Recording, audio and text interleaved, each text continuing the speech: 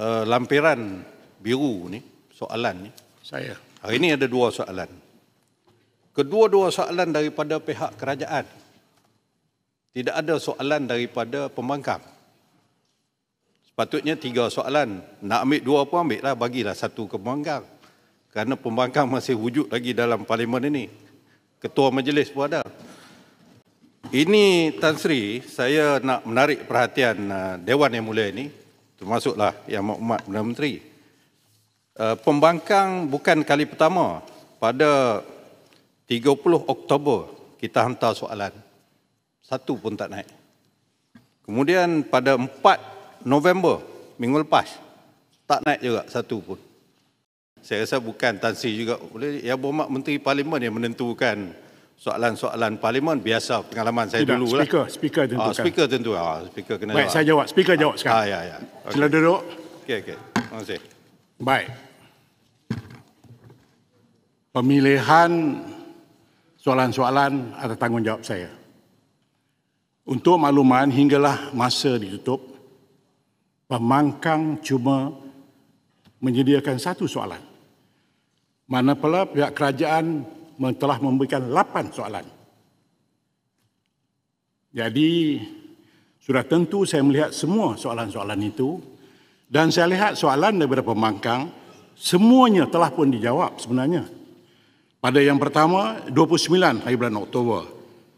Yang kedua, 30 bulan Oktober. Dan insya-Allah pengusi Jawatankuasa Pilihan Khas telah pun memanggil Kementerian MINTI untuk berhadapan dengan mereka select committee. Dan dalam select committee itu, saya difahamkan semua KSU dan mereka terlibat akan datang besok pada 12 November. Sebab itu, untuk mendapat penjelasan dengan lebih detail, lebih baik pergi select committee. Dapatkan. Jadi PM dah jawab dah banyak kali. Jadi saya kalau jawapan PM saya dah agak dah. Saya boleh agak hafal rakyat nak jawab tu. Jadi lebih baik tuan-tuan yang berada dalam dewan ini pergi ke select committee. Dengar. Sebab yang akan hadir itu bukan sahaja ni tetapi juga KSU dan menteri-menteri. Mau, soalan saya ialah, is it fair for me to allow you just to send one question?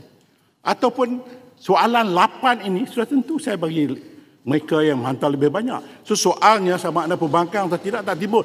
Kalaulah yang berhormat hantar 8, belah sini juga lampan, that make sense lah. But one, Ketua Whip please, at least encourage lah. But you shouldn't deny our right. Whatever one question, 8 question, we have a right. You have no right. You have no right. The right was on me. Yeah, saya yang akan memilih. You have but no you right have at all. Right equally, Tan Sri. Equally yes, but not the right. Yeah. The word is not right. Secara adil. Adil, secara bukan adil. right.